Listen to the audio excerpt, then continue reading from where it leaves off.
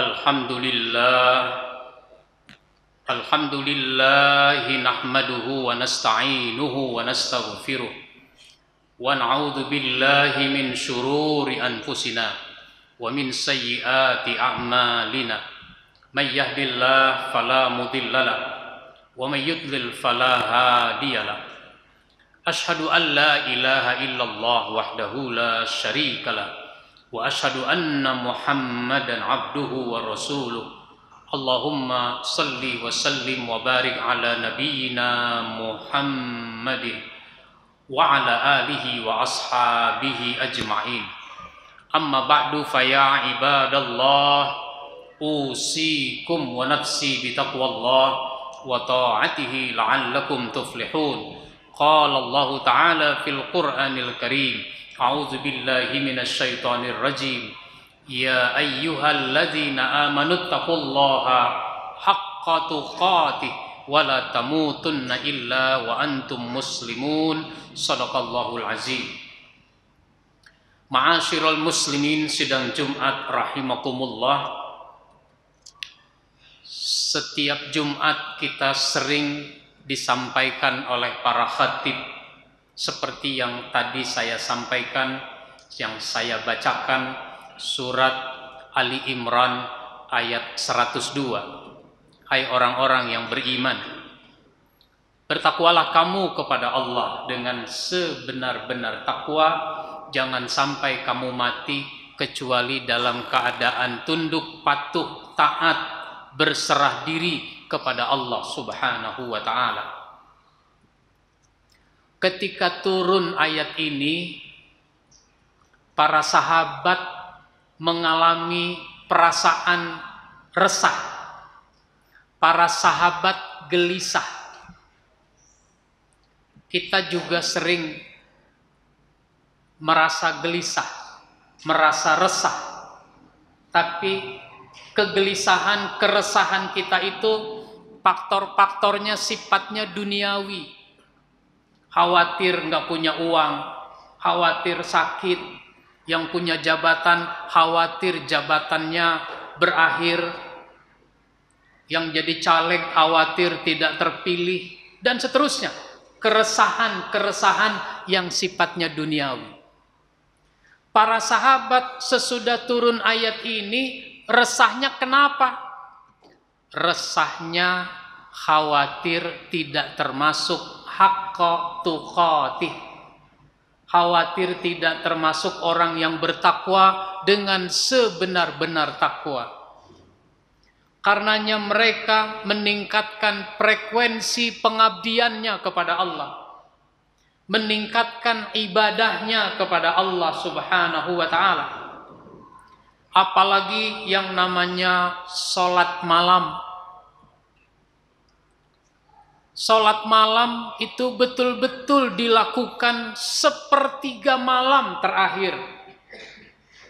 Kalau dihitung waktu, sepertiga malam itu dari jam 1:30 sampai menjelang subuh. Banyak yang dibaca, panjang bacaannya, lama berdirinya. Sampai sahabat itu ada yang khawatir kalau lagi sholat malam itu jadi ngantuk lalu terjatuh. Itu khawatir. Makanya sebelum sholat mereka pasang tali. Ada yang pasang tali.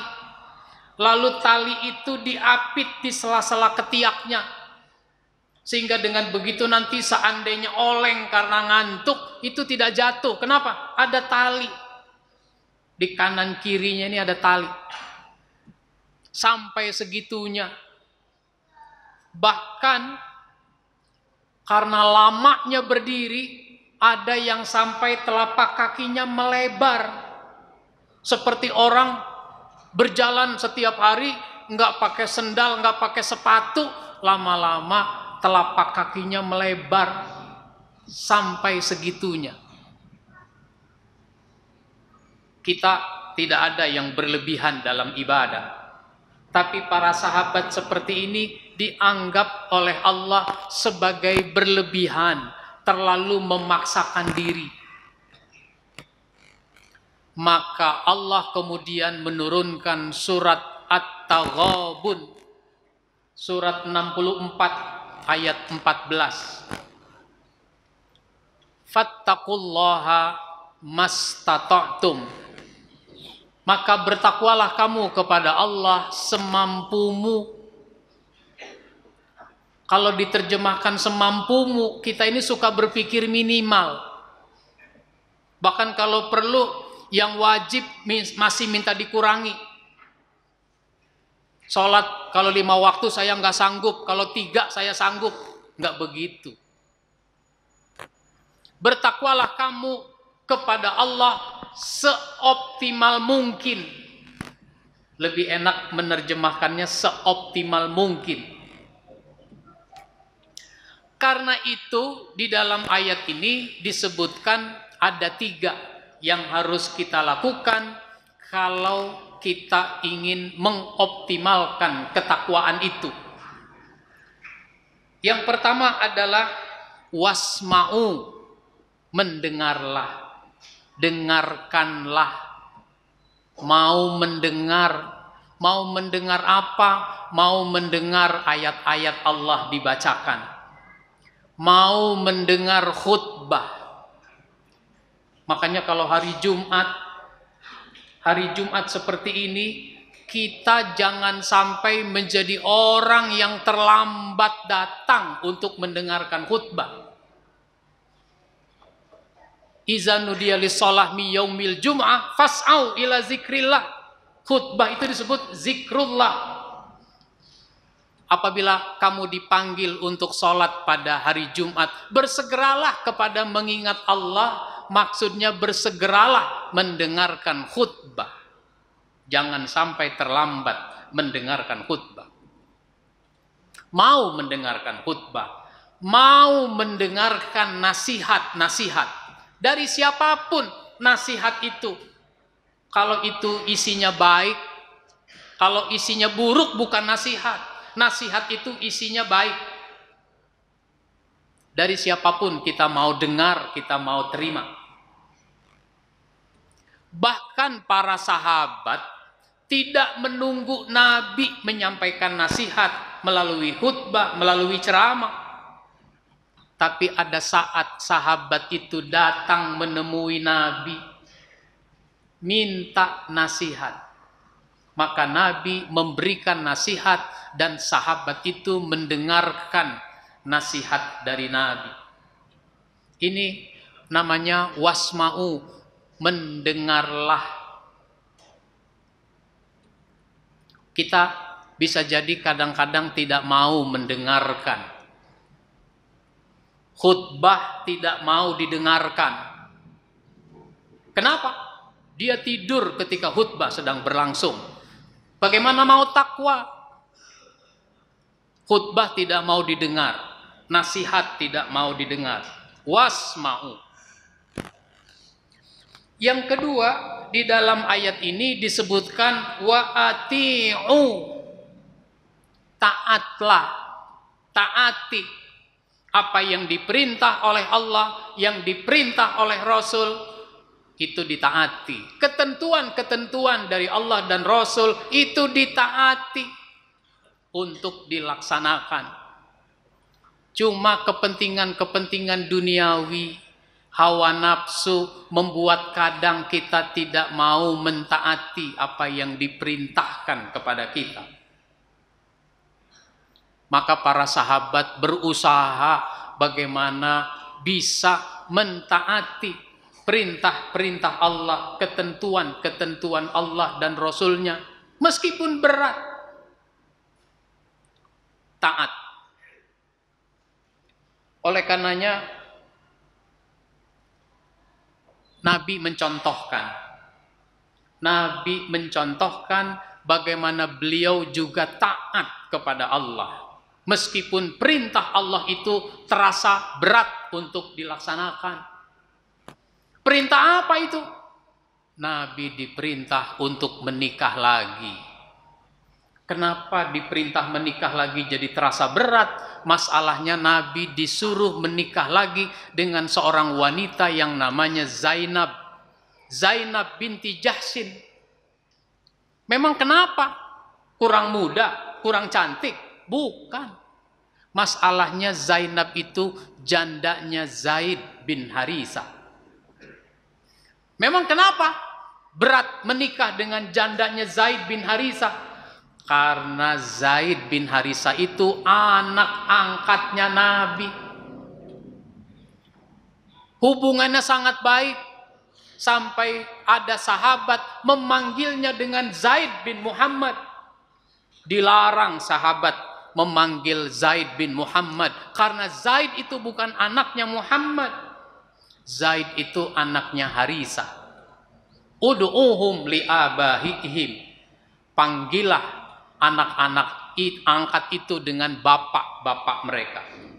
Jangan dipanggil dengan bapak angkatnya. Dan orang menganggap anak angkat itu sama dengan anak kandung. Maka jandanya anak angkat nggak boleh dinikahi oleh bapak angkat. Itu persepsi orang dulu. Justru ini tidak benar. Maka Nabi diperintah untuk menikah dengan Zainab, untuk membuktikan bahwa anak angkat itu bukan anak kandung. Jandanya anak angkat boleh kamu nikahi. Bahkan anak angkat juga boleh kamu nikahi. Ini perintah dari Allah. Terasa berat. Kenapa? Nanti apa kata orang? Tapi Nabi tunjukkan ketaatan kepada Allah. Dilaksanakanlah pernikahan itu. Orang membicarakan. Apalagi orang-orang kafir membicarakan. Membuli bahasa sekarang. Mencela. Yang benar saja, masa jandanya anak angkat dinikahi. Ini sebuah contoh kalau orang mau takwa yang optimal, mau mendengar, mau taat atas ketentuan-ketentuan Allah Subhanahu wa taala. Barakallahu li wa lakum fil Qur'anil Karim wa nafa'ani wa iyyakum bima fihi minal ayati waz zikril hakim. Aqulu qauli hadza fastaghfiruh innahu huwal ghafurur rahim.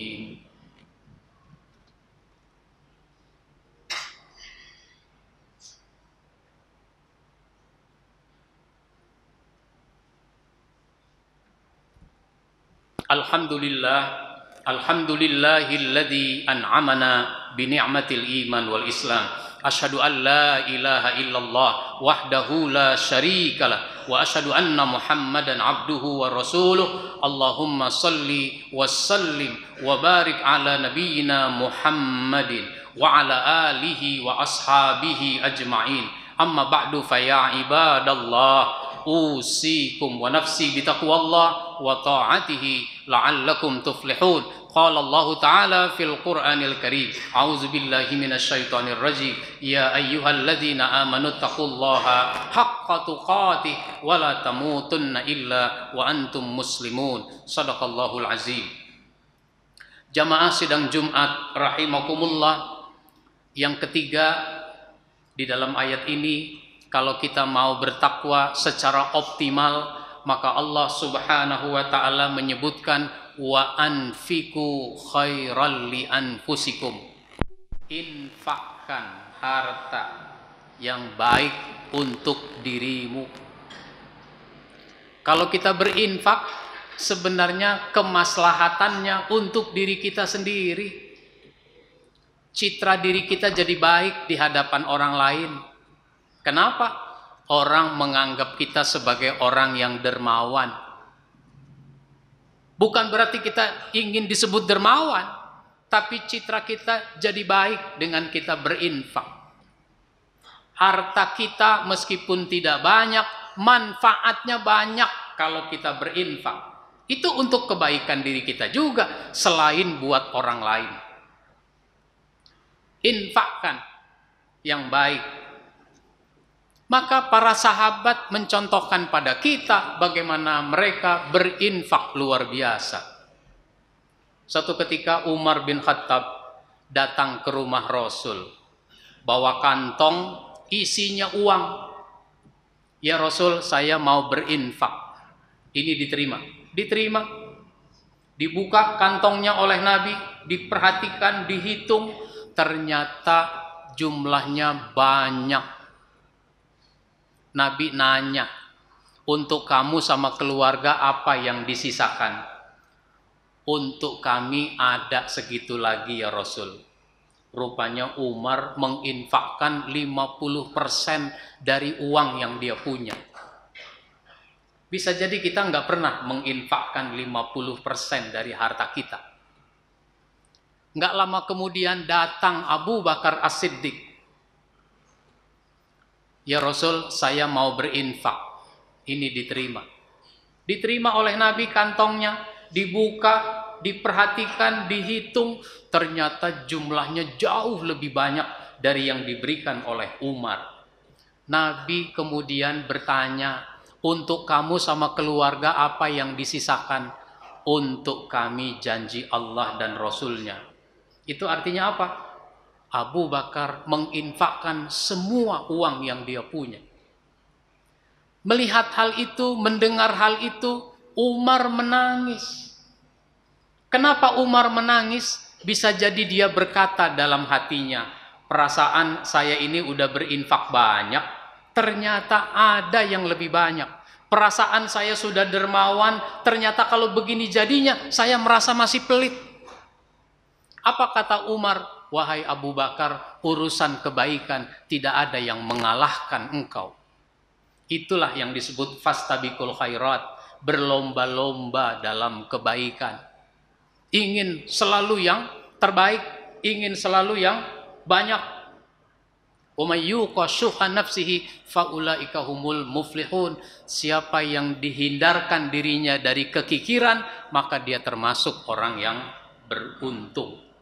Mudah-mudahan ayat ini mengingatkan kita semua agar kita terus berusaha meningkatkan ketakwaan kepada Allah Subhanahu wa taala. Amin ya rabbal alamin. Qala Allah taala fil Qur'anil Karim, a'udzubillahi minasyaitonir rajim.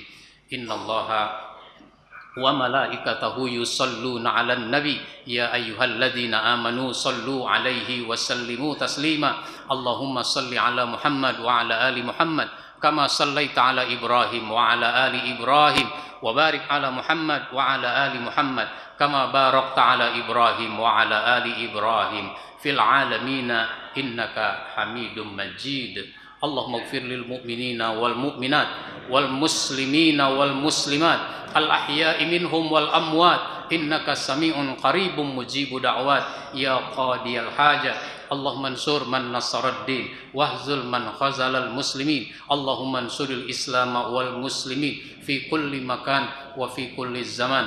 Allahumma arinal haqqa haqqa warzuqna ittiba'ah wa arinal batila batila warzuqna istinabah. Allahumma inna nas'alukal huda wat tuqa wal afafa wal ghina. Rabbana hab lana min azwajina wa zurriyyatina qurrata a'yun waj'alna lil muttaqina imama. Rabbana atina fid dunya hasanah wa fil akhirati hasanah wa qina adzaban nar.